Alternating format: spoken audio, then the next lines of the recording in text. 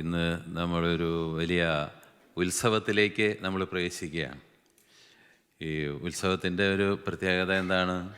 എല്ലാവരും വളരെ സന്തോഷമുള്ളവരായിരിക്കും അല്ലേ? അപ്പോൾ ഈ ദിവസങ്ങളിൽ മുഴുവൻ നമ്മളിവിടെ സന്തോഷത്തിൻ്റെ ദിവസങ്ങളായിട്ടാണ് ഈ 3 ദിവസങ്ങൾ ഇന്നും നാളെയും മറ്റന്നാളുമായിട്ട് നമ്മൾ ചെലവഴിക്കുന്നത്. അപ്പോൾ ഇത്രയും ആളുകളെ കാണാൻ കഴിഞ്ഞതിൽ വളരെയധികം സന്തോഷമുണ്ട്. നിങ്ങളുടെ ഒരു ബിഷപ്പ്, നിങ്ങളുടെ ഒരു പിതാവ് എന്ന രീതിയിൽ എൻ്റെ മനസ്സ് നിറഞ്ഞു, കണ്ണും നിറഞ്ഞു. അപ്പോൾ നമുക്കറിയാം, നമ്മൾ ഈ രൂപതയുടെ ജൂബിലി പ്രമാണിച്ച് ഇങ്ങനെ ഒരു യൂക്കറിസ്റ്റിക് കോൺഗ്രസ് നമ്മൾ സംഘടിപ്പിക്കുന്നു എന്ന് പറഞ്ഞപ്പോൾ ചിലർ ചോദിച്ചു, എന്താണ് ഈ കോൺഗ്രസ്? നാട്ടിൽ നിന്ന് വന്ന ചില ചേട്ടത്തിമാർ ചോദിച്ചു, നാട്ടിലെ കോൺഗ്രസ് പാർട്ടി ഇവിടെയും തുടങ്ങിയോ? എന്താണ് ഈ കോൺഗ്രസ് എന്ന് ചോദിച്ചു. അപ്പോൾ ചിലർ ഇവിടെയുള്ള ചിലർ ചോദിച്ചു, കോൺഗ്രസ് എന്ന് പറയണത് ഇവിടെ വാഷിങ്ടണിലുള്ള ഒരു പരിപാടിയല്ലേ? ഇപ്പോൾ ഇംഗ്ലീഷിൽ കോൺഗ്രസ് എന്ന് പറയുന്നത് 2 കാര്യമുള്ളൂ. ഒന്ന്, നമ്മൾ ഇന്ത്യയിൽ പറയുന്ന കോൺഗ്രസ് പാർട്ടി ഒരു നാഷണൽ പാർട്ടിയാണത്. ഇന്ത്യയുടെ സ്വാതന്ത്ര്യത്തിന് വേണ്ടിയിട്ടൊക്കെ അടരാടിയ കുറേ കാലം ഇന്ത്യയെ ഭരിച്ച ഒരു പാർട്ടിയാണ് ഈ കോൺഗ്രസ് പാർട്ടി. മറ്റൊരു കോൺഗ്രസ്സാണ് ഇവിടെ അമേരിക്കയിൽ, ഇവിടെ ജനാധിപത്യ സംവിധാനമനുസരിച്ച് നിയമനിർമ്മാണങ്ങൾ ഉണ്ടാക്കുന്ന നമ്മുടെ പാർലമെൻറ്റ് പോലുള്ള ഒരു സ്ഥലമാണ് ഈ കോൺഗ്രസ് എന്ന് പറയുന്നത്. അതിൽ അംഗങ്ങൾ ചേർന്നാണ് ഈ നാടിന് ആവശ്യമായ നിയമനിർമ്മാണങ്ങളൊക്കെ ഉണ്ടാക്കുന്നത്. അപ്പോൾ അത് വിട്ട് ഇനി എന്താണ് യൂക്കറിസ്റ്റിക് കോൺഗ്രസ് എന്നുള്ളത് പലർക്കും ഒരു സംശയമായിരുന്നു, ചിലർക്ക് ഇതൊരു ആശ്ചര്യമായിരുന്നു. ധ്യാനം എന്നൊക്കെ കേട്ടിട്ടുണ്ട്, അത് ഞങ്ങൾക്ക് മനസ്സിലാവും. പക്ഷെ എന്താണ് യൂക്കറിസ്റ്റിക് കോൺഗ്രസ് എന്നുള്ളത് പലർക്കും മനസ്സിലായില്ലായിരുന്നു. അപ്പോൾ ഈ 2-3 ദിവസങ്ങളെ കൊണ്ട് നിങ്ങൾക്കത് മനസ്സിലാവും എന്താണ് യൂക്കറിസ്റ്റിക് കോൺഗ്രസ് എന്നുള്ളത്. അപ്പോൾ നമുക്കറിയാം, അമേരിക്ക കഴിഞ്ഞ 2-3 കൊല്ലങ്ങളായിട്ട് ഇവിടുത്തെ ബിഷപ്സ് കോൺഫറൻസ് വിഭാവനം ചെയ്തതായ ഒരു കാര്യമുണ്ട്. ഒരു യൂക്കറിസ്റ്റിക് റിവൈവലിന് വേണ്ടിയിട്ട് പരിശ്രമിച്ചുകൊണ്ടിരിക്കുകയായിരുന്നു. അതിൻ്റെ ഒരു അടിസ്ഥാന കാരണം എന്താണെന്ന് വെച്ചാൽ, 3-4 കൊല്ലങ്ങൾക്ക് മുമ്പ് ഇവിടെയുള്ള അമേരിക്കയിലെ പ്യൂ ഫൗണ്ടേഷൻ ഒരു സർവേ നടത്തിയപ്പോൾ ആ സർവേയിലെ ഒരു പ്രധാന ഫോക്കസ്, ഒരു പ്രധാന വിഷയം ഇതായിരുന്നു: do you believe the real presence of Jesus Christ in the Eucharist? അതാണ് ആ ഒരു പ്രധാന ക്വസ്റ്റ്യനായിട്ട് ഉണ്ടായിരുന്നത്. നിങ്ങൾ ഈ വിശുദ്ധ കുർബാനയിൽ യേശു ജീവിക്കുന്നു എന്ന് നിങ്ങൾ വിശ്വസിക്കുന്നുവോ എന്നുള്ളതായിരുന്നു ഒരു പ്രധാന ചോദ്യം. ഈ ചോദ്യത്തിന് അവർ എല്ലാ ഭാഗങ്ങളിൽ നിന്നുള്ള ആളുകളുടെ പ്രതികരണങ്ങൾ, അതിൻ്റെ സർവേ എടുത്തപ്പോൾ അതിൽ പറയുന്നത്, കത്തോലിക്കരായിട്ടുള്ളവർ 33% മാത്രമേ ഈശോ, ഈ അച്ഛൻ ഇവിടെ ഉയർത്തുന്ന ഇത് എൻ്റെ ശരീരമാകുന്നു, ഇത് എൻ്റെ രക്തമാകുന്നു എന്ന് പറയുന്ന ആ വാക്കുകളിൽ റിയൽ പ്രസൻസായിട്ട് വിശ്വസിക്കുന്നവരായിട്ട് 33% പേരാണ് അതിൽ തെളിഞ്ഞു വന്നത്. അപ്പോൾ ഇത്രയും ആളുകളുടെ വിശ്വാസം എവിടെ വന്ന് നിൽക്കുന്നു? ഇത്ര ആളുകൾ പള്ളിയിൽ വരുന്നത് പിന്നെ എന്തിനാണ്?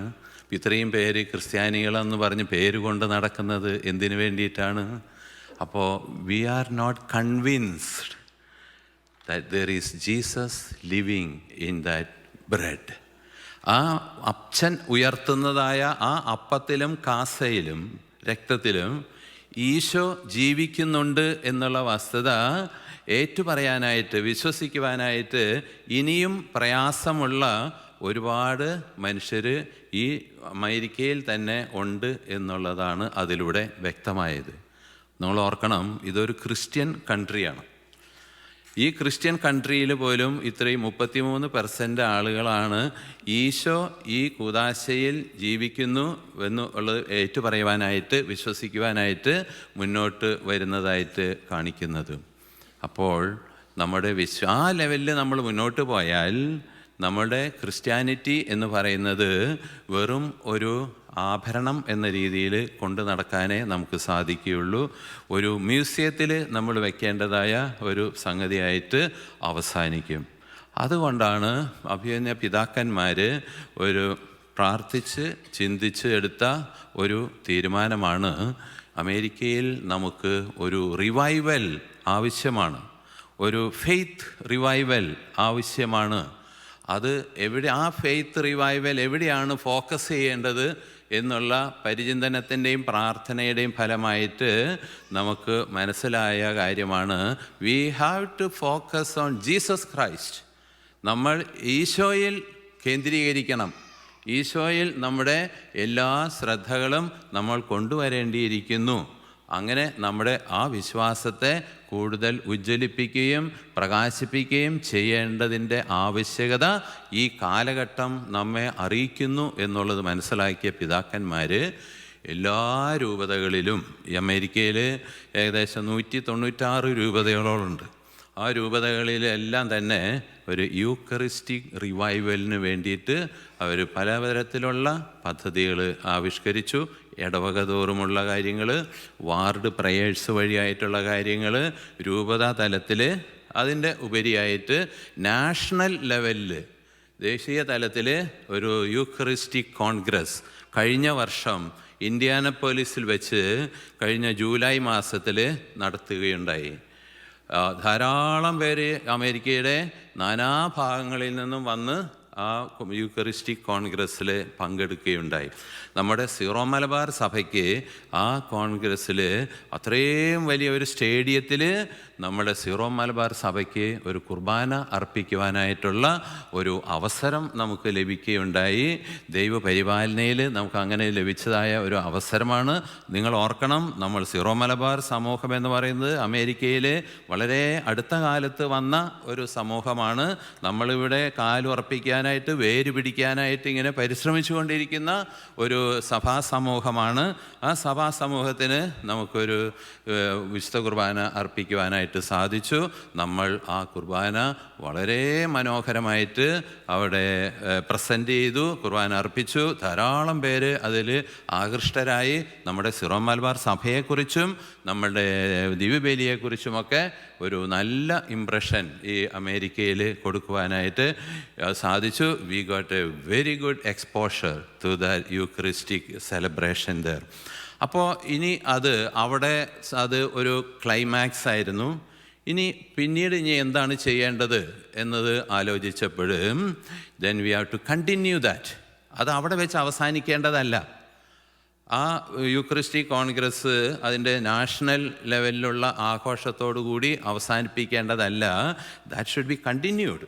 അത് ഓരോ രൂപതകളിലും അതിൻ്റെ അനുരണനങ്ങൾ, റെസൊണൻസ് നമുക്ക് ഉണ്ടാക്കേണ്ടതായിട്ടുണ്ട്. ആ വിശ്വാസത്തിലേക്ക് കൂടുതൽ പേരെ അടുപ്പിച്ച് നിർത്തുവാനായിട്ട്, കൊണ്ടുവരുവാനായിട്ട് നമുക്ക് സാധിക്കേണ്ടതായിട്ട്.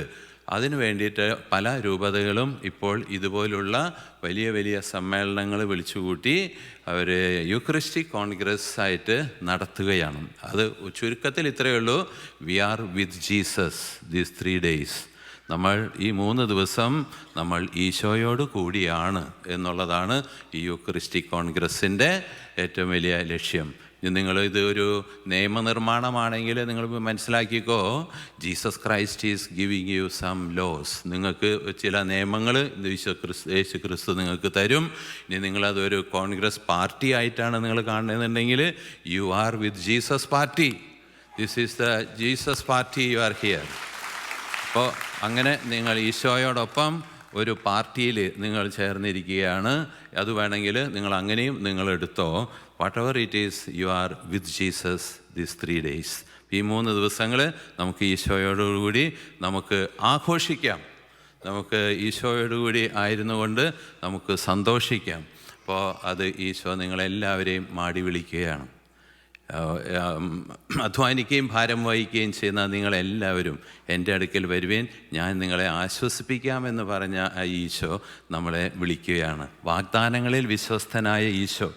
ആകാശവും ഭൂമിയും കടന്നു പോയാലും എൻ്റെ വാക്കുകൾ കടന്നു പോകുകയില്ല എന്ന് പറഞ്ഞ ഈശോ, ഞാൻ നല്ല ഇടയനാണ് എന്ന് പറഞ്ഞ ഈശോ, ഞാൻ ജീവൻ്റെ അപ്പമാണ് എന്ന് പറഞ്ഞ ഈശോ, ഞാനാകുന്നു വാതിൽ എന്ന് പറഞ്ഞ ഈശോ നമ്മളെ ഈ ഒരു സമ്മേളനത്തിലേക്ക് ക്ഷണിക്കുകയാണ്. ചിലപ്പോൾ ചിലർ വളരെ കഷ്ടപ്പെട്ടായിരിക്കും ഇവിടെ വന്നിട്ടുണ്ടാവുക. ജോലി ലീവ് കിട്ടിയോ ഇല്ലയോ എന്ന് തന്നെ ഉറപ്പില്ലാത്ത ചിലരുണ്ട്. എന്തായാലും ഡോണ്ട് വറി. എന്തെങ്കിലും പ്രയാസം നിങ്ങൾ അലട്ടുന്നുണ്ടെങ്കിൽ ഇവിടെ ഇറക്കി വയ്ക്കുക, അതെല്ലാം ഇവിടെ ഇറക്കി വയ്ക്കുക. എന്നിട്ട് ഈശോയെ മാത്രം നമ്മൾ കേന്ദ്രീകരിച്ചുകൊണ്ട് നമുക്ക് ഈ 2-3 ദിവസം നമ്മൾ ചിലവഴിക്കുക. It's not a loss. നിങ്ങളിവിടെ ഇന്ന് വരാനായിട്ട് പലരും വളരെയധികം ത്യാഗം സഹിച്ചിട്ടുണ്ട്. സാമ്പത്തികമായിട്ട് കുറച്ച് നഷ്ടങ്ങളൊക്കെ വന്നിട്ടുണ്ട്, കാശ് ചെലവ് വന്നിട്ടുണ്ട്. അതൊന്നും ഒരു നഷ്ടമാകുകയില്ല. നിങ്ങൾക്കത് അതിൻ്റെ ഇരട്ടിയായിട്ട് നിറച്ച് മടിയിൽ നിങ്ങൾക്ക് ഇട്ട് തരും കർത്താവ്, തീർച്ചയായിട്ടും. അപ്പം അതുകൊണ്ട് നിങ്ങൾ ഏതെങ്കിലും വിധത്തിലുള്ള നിങ്ങൾക്ക് എന്തെങ്കിലും നഷ്ടബോധം തോന്നുന്നുണ്ടെങ്കിൽ, അയ്യോ എൻ്റെ 2-3 ദിവസം വെറുതെ പോയല്ലോ, ഡോണ്ട് തിങ്ക് ദാറ്റ് വേ. അയ്യോ എൻ്റെ കാശ് കുറേ പോയല്ലോ, don't worry that way. Everything will be return to you. അപ്പോൾ നിങ്ങൾക്കെല്ലാം നിറച്ച് കവിയുന്ന വിധത്തിൽ നിങ്ങളുടെ മടിയിൽ ഇട്ട് തരുന്നവനാണ് ക്രിസ്തു. അതുകൊണ്ട് നിങ്ങളാരും ഭയപ്പെടരുത്. ഈ ദിവസങ്ങൾ വളരെ സന്തോഷത്തോടു കൂടിയിട്ട് നിങ്ങളിവിടെ ആയിരിക്കുക. അപ്പോൾ ഇതിന് നമുക്ക് വന്നിരിക്കുന്ന പ്രഗത്ഭരായ വളരെ ആൾക്കാരാണ് ഇത് വന്നിരിക്കുന്നത്. അതിലിപ്പോൾ നിങ്ങളിപ്പോൾ ഇവിടെ ഇരിക്കുന്നവരൊക്കെ മലയാളം കേൾക്കാനായിട്ട് വന്നിരിക്കുന്നവരാണ്. അപ്പോൾ അതുകൊണ്ട് നമുക്ക് മലയാളികളുടെ ഏറ്റവും വലിയ പ്രിയ സുഹൃത്തായ അച്ഛനെ ഒന്ന് കാണട്ടെ ഞങ്ങൾ. അച്ഛൻ്റെ ഫാൻസ് അസോസിയേഷനാണ് ഈ ഇരിക്കുന്നത്.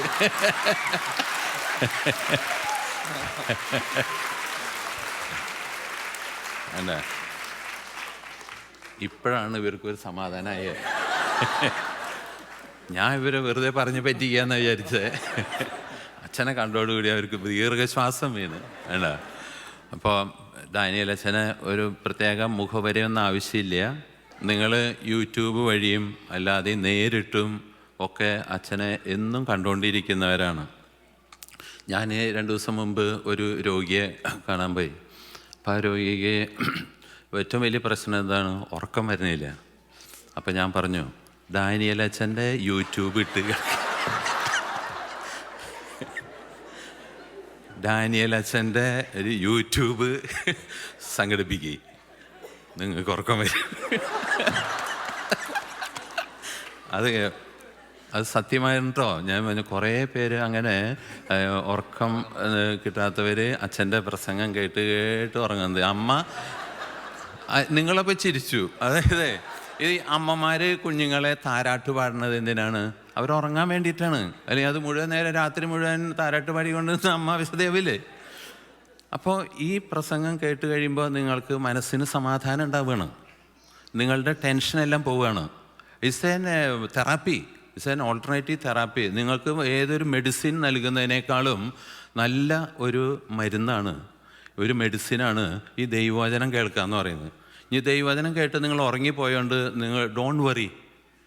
അത് ദൈവം നിങ്ങളെ ആശ്വസിപ്പിക്കുന്നതാണ്, നിങ്ങളെ ദൈവം താരാട്ട് പാടുന്നതാണ്. അങ്ങനെ നിങ്ങൾക്ക് ഉറങ്ങാൻ കഴിയുമെങ്കിൽ യു ആർ ബ്ലെസ്ഡ്. നല്ല ഉറക്കം കിട്ടും. അപ്പോൾ അച്ഛാ ഈ ആളുകളെ ഒന്ന് ഉറക്കുക.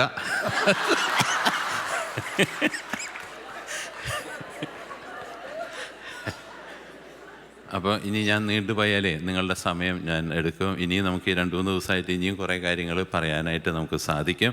പക്ഷേ ഞങ്ങളുടെ ഈ അഭ്യർത്ഥന സ്വീകരിച്ച് ഇവിടെ വന്ന് ഈ രൂപതയ്ക്ക് വേണ്ടിയിട്ട് ഞങ്ങളുടെ ഈ ദൈവജനത്തെ ഈ ആത്മാവിൽ നിറയ്ക്കുവാനായിട്ട്, ദൈവവചനം കൊണ്ട് അഭിഷേകം ചെയ്യുവാനായിട്ട് ഞങ്ങളുടെ മധ്യത്തിലേക്ക് കടന്നു വന്ന സ്നേഹം നിറഞ്ഞ ഡാനിയേൽ അച്ഛന് ഈ രൂപതയുടെ പേരിലും ഇവിടെ വന്നിരുന്ന എല്ലാ മനുഷ്യരുടെ പേരിലും ഞാൻ പ്രത്യേകമായിട്ട് സ്വാഗതവും സ്നേഹവും ആശംസിക്കുന്നു.